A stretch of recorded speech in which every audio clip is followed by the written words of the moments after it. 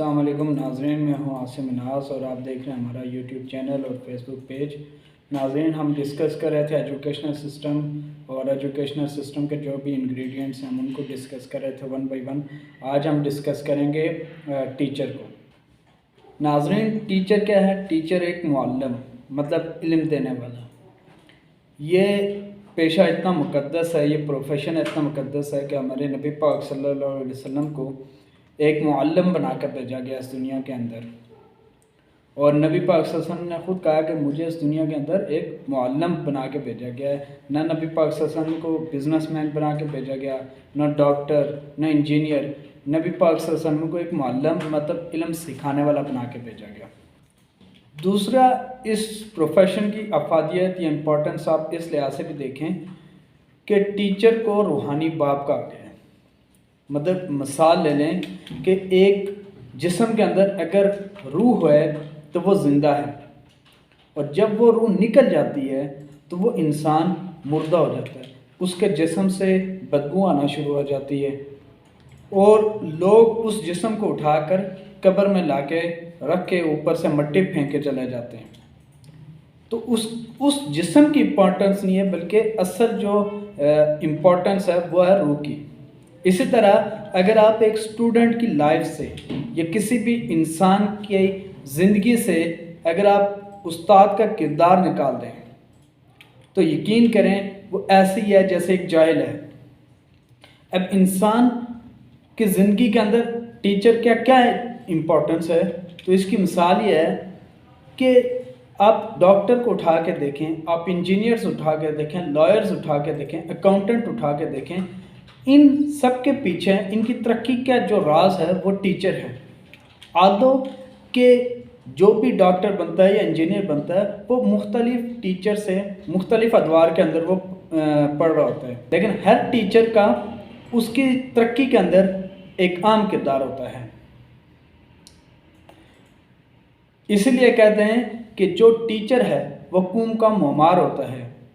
मतलब अगर आपने मुआशरे को देखना है, तरक्की याफ्ता मुआशरे को देखना है, तो आप अपने असातिज़ा को बेहतर कर लें, आपका जो मुआशरा है वो खुद ब खुद तरक्की करना शुरू हो जाता है।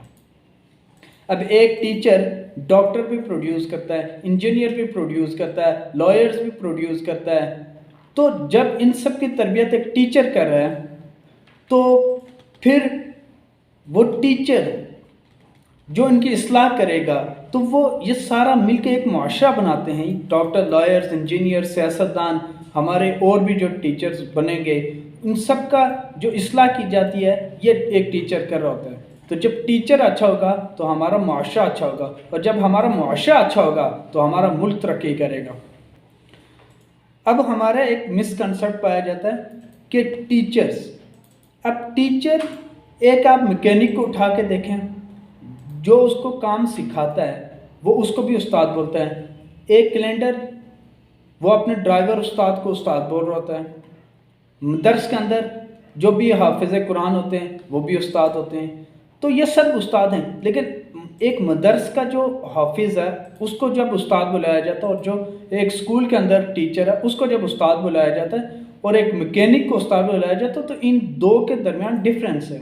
डिफरेंस क्या है कि जो मैकेनिक है वो उसको सिर्फ उस काम के मतलब नॉलेज देता है, उसकी वो जो स्किल्स होती है उस पर वो काम कर रहा होता है। लेकिन जो टीचर होता है वो पूरा शऊर देता है अपने स्टूडेंट्स को। उसमें सिर्फ वो किताबें नहीं पढ़ा रहा होता, वो अपने बच्चों को इखलाकियात सिखाता है, वो अपने बच्चों को सियासत सिखाता है, वो अपने बच्चों को दीगर जितने भी शोबाजात हैं उन सब के मतलब एक गाइडेंस देता है, उनका मेंटोर होता है, वो उनकी काउंसलिंग करता है। लेकिन हमारे मुआशरे के अंदर क्या है, सिर्फ किताबें, टीचर आता है क्लास के अंदर, किताबें पढ़ाता है, नोट्स देता है, और बस ये मैंने अपना जो फ़र्ज़ है वो अदा कर लिया है। अगर नबी पाक सल्लल्लाहु अलैहि वसल्लम को मुअल्लिम बनाकर भेजा गया इस दुनिया के अंदर, तो नबी पाक सल्लल्लाहु अलैहि वसल्लम की जो ज़िंदगी है उसके ऊपर आप रिसर्च करें। नबी पाक सल्लल्लाहु अलैहि वसल्लम ने इखलाकियात सिखाई, हुकूक बताए, हर एक चीज़ के हुकूक बताए। नबी पाक सल्लल्लाहु अलैहि वसल्लम ने जंग के उसूल बताए। नबी पाक सल्लल्लाहु अलैहि वसल्लम ने फ़तह के बाद क्या मौक़िफ़ इख्तियार किया वो आप सबके सामने है। नबी पाक सल्लल्लाहु अलैहि वसल्लम ने हमें मतलब सियासत तक भी सिखाई। तो ये सारी चीज़ें जो नबी पाक सल्लल्लाहु अलैहि वसल्लम ने हमें सिखाई हैं, ये एक टीचर के लिए एक एग्जाम्पल है कि आपने अपने बच्चों को सिर्फ बुक्स नहीं पढ़ानी, ज़िंदगी के हर एक पहलू के बारे में, अज़दवाजी ज़िंदगी के बारे में, आपकी स्टूडेंट लाइफ के अंदर जो जो आपकी हुकूक फ़राइज़ आ रहे हैं उनके बारे में, आपकी एक अच्छा शहरी होने के लिहाज से आपके क्या क्या फ़राइज़ हैं, जिम्मेदारियाँ हैं, वो बतानी है। तो ये सब चीज़ें जब आप कंबाइन करते हैं तो आप नबी पाक सल्लल्लाहु अलैहि वसल्लम की सीरत को उठा के देखें, तो तब जाकर आप एक टीचर बनते हैं। आज हर एक टीचर अपने गिलेबान में झांक कर देखें, क्या आप वो जिम्मेदारियां पूरी कर रही हैं, क्या आप वो अपने हुकूक और फ़राइज़ पूरे कर रहे हैं, क्या जो आपकी ज़िम्मेदारी थी, क्या जो आपकी रिस्पॉन्सिबिलिटी थी वो पूरी कर रहे हैं। आज हमारे जितने भी टीचर्स हैं, माज़रत के साथ सबसे कहूँगा कि हमारा एक मकसद है, वह है पैसा। वक्त की ज़रूरत है, हर एक को ज़िंदगी बसर करने के लिए पैसा चाहिए। आप पैसा कमाएं, हलाल कमाएं, लेकिन आप सबके साथ, इन सब के साथ आप अपने फ़राइज़, आपके एज अ टीचर आपके क्या फ़राइज़ हैं, आपकी क्या ज़िम्मेदारी हैं, आपकी क्या रिस्पॉन्सिबिलिटीज़ हैं, उन सब के साथ अगर आप पैसा कमा रहे हैं तो ये आपका हक़ हलाल का पैसा है। नाज़रीन, उस्ताद मैंने बोला कौम का मुमार होते हैं। अब ये कौम के मुमार कैसे बनते हैं, मैं आपको एक मिसाल देता हूँ छोटी सी। एक बंदा एक दरख्त लगाता है और उसका मकसद सिर्फ यह है कि वो लकड़ी देगा, और साथ में एक और बंदा है वो दरख्त लगा रहा है जो फलदार है, जो फल देगा। तो जो पहले वाले शख्स ने दरख्त लगाया है उसका काम लकड़ी देना है, वो ज़्यादा लकड़ी ज़रूर देगा लेकिन वो फल नहीं देगा। और दूसरा आल तो कि वो लकड़ियाँ कम देगा लेकिन वो फल भी देगा, और उन फल का क्या फ़ायदा है, उसकी गुठली अगली बार आप लगाएंगे तो एक नया पौधा पैदा होगा, उस नए पौधे से फिर फल लगेंगे, उन फलों की गुठलियाँ फिर लगाएंगे, फिर नए पौधे प्रोड्यूस होंगे, और उन पौधों की गुठलियाँ लगाने से इस तरह यह सिलसिला चलता रहेगा। तो ये फल कौन है, ये फल एक तालिब इल्म है। अगर आपने सिर्फ मार्क्स के ऊपर बेटे को लगाना है, आपने सिर्फ बच्चे को मार्क्स के पीछे लगाना है, तो आपने एक ऐसा दरख्त लगाया है जिसका मकसद सिर्फ लकड़ी देना है। वो काम तो करेगा, मार्क्स ले लेगा, लेकिन उसने आउटपुट कुछ भी नहीं देना, कहीं जॉब्स करेगा, बस अपना फैमिली की देखभाल करेगा, उसने माशरे को कुछ नहीं देना। अगर हम कंपैरिजन करें उस दरख्त के साथ जिसने थोड़ी सी लकड़ियाँ देनी हैं लेकिन साथ में फल भी दे रहा है, तो वो ज़्यादा फ़ायदेमंद है, इसलिए कि वो फल, उससे माशरा आहिस्ता आहिस्ता आहिस्ता वो पूरा माशरा सीधा हो रहा है। तो एक तालिब इल्म प्रोड्यूस करें, लेकिन अच्छा प्रोड्यूस करें, जो कल माशरे की इस्लाह करे, जो कल माशरे की तरक्की में अपना किरदार अदा करे। और आहिस्ता आहिस्ता जब ये रवायात स्टार्ट होंगी तो हमारा माशरा तरक्की करेगा। अब नाज़रीन, एक मिसकंसेप्ट या मिसकम्युनिकेशन होती है, वह है मार्क्स। अब इसमें एक बंदा कसूरवार नहीं है, सिर्फ टीचर को हम इस चीज़ के लिए कसूरवार नहीं ठहरा सकते। हमारे पेरेंट्स की क्या ख्वाहिश होती है, जब बच्चे को स्कूल के अंदर एडमिशन करवा रहे होते हैं तो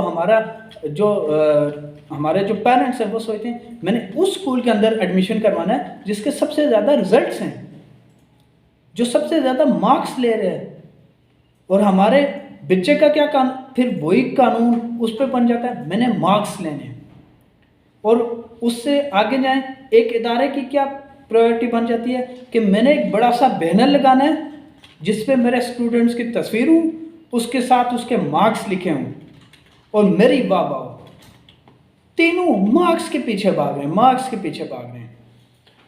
मार्क्स को छोड़कर अगर जो हमारे पेरेंट्स हैं उनकी यह ख्वाहिश होती है कि मैंने अपने बच्चे को एक अच्छा इंसान बनाना है, मैंने अपने बच्चे को माशरे की इस्लाह के लिए ऐसी एजुकेशन देनी है कि वो माशरा ठीक कर सके, तो जाहिर सी बात है हमारे जो टीचर्स थे वो भी इस कानून पे चलते, वो भी माशरे की इस्लाह में लग जाते हैं। हमारे इदारे की ये प्रायोरिटी ना होती कि मैंने मार्क्स लेने, बल्कि उनकी प्रायोरिटी ये होती कि हमने क्वांटिटी नहीं देनी, हमने क्वालिटी एजुकेशन देनी है। मार्क्स बेशक कम आए, लेकिन हमने जो स्टूडेंट्स प्रोड्यूस करने हैं वो ऐसे होने चाहिए कि वो कल माशरे की, हमारे मुल्क की तरक्की में अहम किरदार अदा कर सकें। नाज़रीन, अब सबसे जो बड़ा फॉल्ट है वो ये है कि मिसकम्युनिकेशन है, और वो मिसकम्युनिकेशन पेरेंट्स और टीचर के माबैन भी है, और वो मिसकम्युनिकेशन स्टूडेंट और टीचर के दरमियान भी है।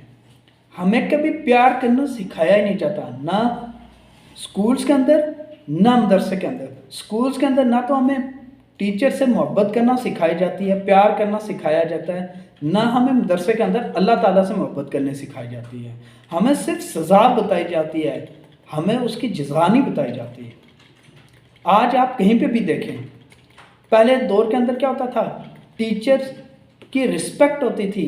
जहाँ पे शागिर्द अपने टीचर को देखता था, उठ के सलाम करता था, जगह छोड़ता था। आज उसके बरक्स है, आज जहाँ पर टीचर नज़र आता है रफू चक्कर हो जाते हैं स्टूडेंट।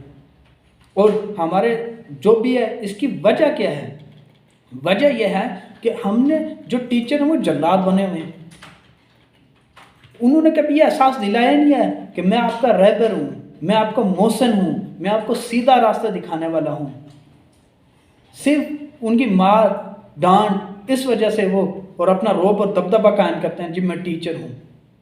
तो ये मिसकम्युनिकेशन, ये गैप आया हुआ है। मैं ये नहीं कहता कि आप टीचर और स्टूडेंट का जो रिस्पेक्ट है, अदब एहतराम वाला गैप है, उसको कम करें, लेकिन एटलीस्ट आपके अंदर इतना गैप नहीं होना चाहिए कि स्टूडेंट्स आपको अपनी गलतियां, मिस्टेक्स ना बताए। नबी पाक सल्लल्लाहु अलैहि वसल्लम के पास सहाबा आते थे, अपनी गलतियां जो उनसे होती थी वो उनको बताते थे, नबी पाक सल्लल्लाहु अलैहि वसल्लम उनकी करेक्शन करते थे, और वो बड़े खुशी से आके अपनी गलती बताते थे कि उनको पता होता था कि हमारी गलती ठीक होने वाली है। आज हमारे असातिज़ा के अंदर ये चीज़ क्यों लैग कर रही है? अगर हमारे असातिज़ा भी ये बताते कि मैं आपका मोहसिन और मैं आपका रहबर हूँ, तो हमारे स्टूडेंट्स आके उनको बताते कि सर जी मुझसे ये गलती हो गई है, मुझे क्या करना चाहिए। उनकी वीकनेसेस उनको पता होती।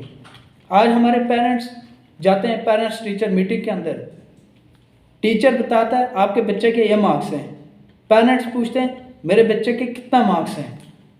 कभी आपने टीचर से ये सवाल किया है कि मेरा बच्चा कैसा इंसान है, मेरे बच्चे के अंदर कैसी अखलाकियात हैं? कभी टीचर ने पेरेंट्स से किया हो कि आपके बच्चे की घर के अंदर क्या एक्टिविटीज़ हैं, घर के अंदर उसकी बोलचाल कैसी है, वो बड़ों का एहतराम किस तरह से करता है?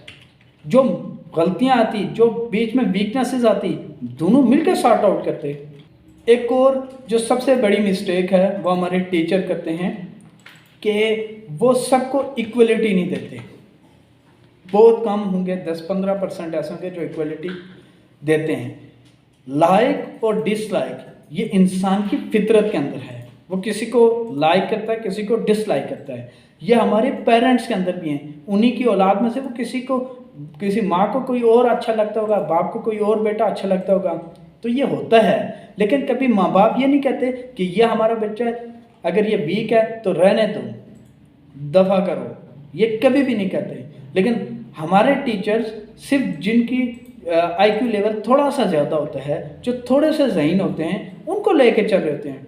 जो बैक बेंचर्स होते हैं, जिनको अल्लाह ताला ने थोड़ी सलाहियत तो ये नहीं कह सकते कि कम दी हुई है, लेकिन उनके दिमाग के अंदर शायद थोड़ी बहुत चीज़ें कम समझ आती हूँ, और with the passage of time वो चीज़ें समझ ले, उनको टीचर साथ लेके नहीं चलते, वो उनको डीमोटिवेट कर देते हैं, बच्चे तुम्हें कुछ आता ही नहीं है, और जी मार मार के उसको खोता बनाया हुआ है। बजाय इसके कि हम उनको पोलाइट तरीके से उनको समझाते, उसके सेल्फ रिस्पेक्ट सबसे बड़ी चीज़ है।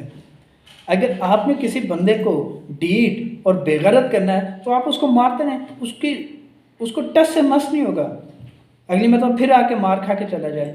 लेकिन वो कहते हैं ना, जहर भी ऐसे दो कि खाने वाले को पता ना चले।